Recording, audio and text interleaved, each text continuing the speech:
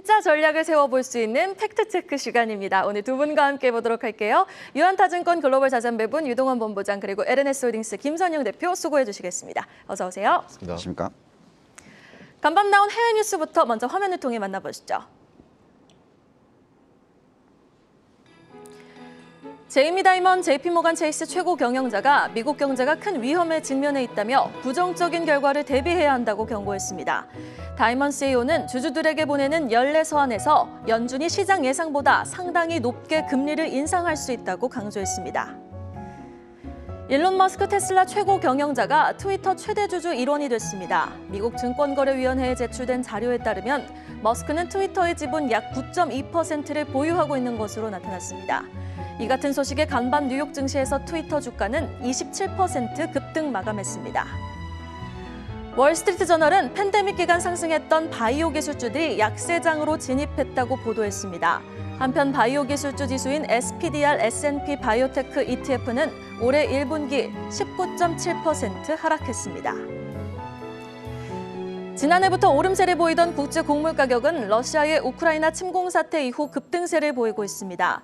유엔 식량농업기구에 따르면 2월 세계 식량 지수는 전년 대비 20.7% 폭등해 통계 이래 최고치를 기록했습니다. 한편 어제 국내 증시 시간외 거래에서는 이번 주 3월 세계 식량 가격 지수 발표를 앞두고 누보와 효성 OMB 등 곡물 관련주가 10% 가까이 급등 마감했습니다. 자, 이렇게 해외 뉴스 하나씩 체크해봤는데요. 첫 번째 자세하게 살펴볼 뉴스는 바로 바이오주 뉴스입니다. 사실 2분기 들어서는 바이오 학회 모멘텀이 많이 예정되어 있는데요. 월스트리트 저널의 소식입니다. 팬데믹에 떴던 미국 바이오주들 약세장에 진입했다라는 소식인데요. 대표적으로 모더나를 지켜보면은 올해 초 대비해서 30%나 급락을 했거든요. 네. 일단 전반적인 바이오주 지금 상황이 어떤지 바이오주들 먼저 어떤 주가 형환부터 살펴보도록 할까요? 네. 자, 우선 대표적인 바이오주들의 주가 흐름을 보겠습니다. 말씀하신 대로 지금 모데나 등 이 백신을 만들어내는 코로나19 관련돼서의 그런 회사들의 주가가 제법 큰 폭의 하락을 하고 있습니다. 여기에 나와 있듯이 화이자 보시면은 마이너스 12%의 하락을 보이고 있고요. 모데나는 지금 마이너스 30%의 하락을 보여주고 있습니다. 이렇게 S&P 500이 올해 연초 대비해서 지금 한 4% 정도 하락에 있으니까 훨씬 높은 하락률을 나타내다 보니까 이런 걱정스러운 얘기를 하는 것 같습니다. 지금 위드 코로나 시대가 만들어지고 있다라고 얘기 나오고 있죠. 그렇기 때문에 백신 수요가 그렇게 높지 않을 것이다. 뭐 이런 걱정도 하고 있고요. 바이온테크가 지금 백신 개발사가 일으킨 이 바이오 붐이라고 하죠. 이런 것들에 대해서 좀 거리감이 생기면서 주가의 하락이 나타나고 있습니다. 실질적으로 보시면은 바이오 헬스케어 IT ETF, 바이오테크 ETF라고 하는데요. IBB와 FT가 보시면 마이너스 12.8%, 마이너스 5.3%의 수익률이 지금 나오고 있다 보니까 S&P 500의 수익률에 못 미치는 그런 상황이 되겠습니다. 자, 그렇다면 현 시점에서 바이오 투자는 하지 말아야 되느냐? 그렇다고 보지는 않습니다. 지금 보고 있으면 아까 보여드렸던 이 바이오주들 중에서 존슨앤존슨, 또 일리아 릴리, 머크, 브리스톨 마이스 스quibb 이런 회사들의 상승률은 4%, 6%, 9%, 18% 이런 숫자가 지금 나오고 있습니다. 자, 그렇기 때문에 전체적으로 이런 조정은 일시적이다라고 생각을 하고 있고요. 그렇지만 이 바이오 산업에 있어서는 무어의 법칙이라는 게 있는데 이 내용은 뭐냐면 1950년대 이후에 제약회사에서 신약 개발을 하는데 투자하는 연구비가 10억 달러당 FDA 승인이 나는 수가 9년마다 절반으로 줄어든다. 뭐 이런 내용입니다. 그렇기 때문에 바이오테크의 투자가 상당히 어렵다라는 부분이 되겠습니다. 그렇지만 여기 이 차트에 나와 있듯이 지금 볼린저 하락 바닥을 찍었고요. 지금 상승 추세에 지금 들어갔습니다. 여기서 우리가 중요하게 생각하는 것은 펀디멘탈인데 지금 이 바이오 ETF인 IBB 보시면 상승 여력이 86% 정도 된다라고 나오고 있습니다.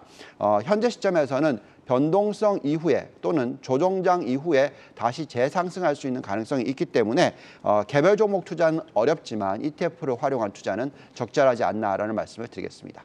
네, 일단 급등에 따른 단기 조정으로 보이니 ETF, 바이오 ETF 투자는 지금 시점에서 좀 적절해 보인다라는 코멘트를 해주셨습니다.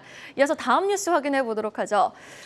세계 곡물 가격, 세계 식량 가격이 1년 새 20%나 폭등을 했다고 합니다. 식량 위기 우려감이 형성되고 있는 가운데 또 중국에서 뉴스가 하나 나왔죠. 최근 가장 큰 규모의 미국 옥수수 수입을 한다라는 뉴스까지 전해진 상황인데요. 에그플레이션 지금 수준에서 얼마나 좀 걱정을 해야 하는 상황인지도 좀 궁금하고요. 관련 종목으로는 어떤 종목을 좀 유심히 지켜봐야 하는지도 궁금합니다. 네. 자, 종목을 우리가 농산물 가격 관련돼서 얘기할 거는 아닙니다, 오늘. 우리가 지금 얘기하고 있는 부분은 이 인플레이션에 대한 걱정을 지금 하고는 있지만 지금 가격 올라간 것을 보고 그 관련주들만 매수를 하는 것은 잘못된 전략이다라는 얘기를 어제부터 계속 말씀을 드리고 있습니다. 자, 지난 1년간의 농산물 가격의 추이를 한번 보겠습니다. 지금 여기에 나와 있듯이 지난 1년간의 이 상승률을 보시면 상당히 놀랍죠. 대두가 13%, 밀 62%, 우유 33%, 오렌지 주스 48%, 커피 89% 정말 높은 상승률을 보여주고 있습니다. 물론 이 인플레이션 중에서 근원 인플레이션을 보고 미 연준이 통화 정책을 결정하기 때문에 이 음식료 가격의 상승은 제외를 시키고 보기도 합니다. 왜냐하면 변동성이 워낙 심하기 때문에 그렇죠. 그렇지만 이렇게 높은 인플레이션이 유지가 되는 이유 중에 하나가 이 에그 인플레이션이 작용을 하고 있다는 부분은 인정을 해야 되겠습니다. 그런데요, 한 가지 좋은 뉴스가 있습니다. 자, 보니까 지금 미국이 중국에 약 100만 톤 이상의 옥수수를 수출할 것이다. 이런 뉴스가 나오고 있어요. 여태까지 계속해서 이 미중 무역 마찰 이슈가 있었었는데 2021년 5월 이후에 가장 큰 규모의 이런 수출이고요. 미국으로부터 수출이고요. 중국은 수입을 한다. 이런 뉴스가 되겠습니다. 자, 우크라이나 러시아 전쟁으로서 이 옥수수 수출이 가장 큰 규모를 차지하고 있는 우크라이나 생산이 어렵다 보니까 이 가격이 워낙 급등을 했습니다. 지금 거의 1년 동안에 34%나 급등하는 모습을 보여주고 있었어요. 그렇지만 이렇게 미국과 중국이 무역 마찰이 좀 줄어들 수 있는 가능성, 인플레이션 안정시키려고 하는 노력이 있다라고 보겠습니다. 지금 중국이라는 곳은 아무래도 이 사회적 불안이 가장 걱정스러운 부분이기 때문에 이런 농산물 가격을 안정화시키는 것이 중요하기 때문에 수입을 늘리는 것이고요.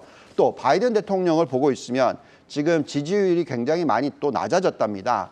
이 우크라이나 사태 때문에 지지율이 높아졌다라고 뉴스가 나왔지만 실질적으로 최근에는 큰 폭으로 하락을 해서 또 40%대, 심지어 트럼프 대통령의 지지율이 훨씬 더 높다. 이런 얘기까지 나오고 있습니다. 그렇기 때문에 지금 왜 이런 현상이 나오는지가 중요한데 그것이 바로 유가 상승률이라든지 인플레이션이 높기 때문이다라고 합니다. 그래서 앞으로 어떤 무역 마찰보다는 좀 더 활성화가 되지 않을까라는 기대를 좀 가지고 있고요. 개인적인 의견으로는 전 세계적으로 인플레이션을 낮춰주는 효과가 아직도 진행되고 있다라고 판단합니다. IoT라든지 4차 산업혁명은 계속 그렇다라고 보여주고 있고요. 그렇기 때문에 지금 일부의 어떤 두려움 때문에 이 신성장주라고 하죠. 이런 쪽에 투자를 소홀히 하면 안 된다고 말씀을 드리고 있고 성장주 위주의 투자를 즐기는 전략이 오히려 더 좋다고 말씀을 드리고 있고 그렇기 때문에 나스닥 ETF라든지 QQQ 또는 반도체 ETF인 SOXX 이런 쪽에 대한 투자 비중을 높게 가져가는 것이 오히려 더 좋다라고 말씀을 드리겠습니다.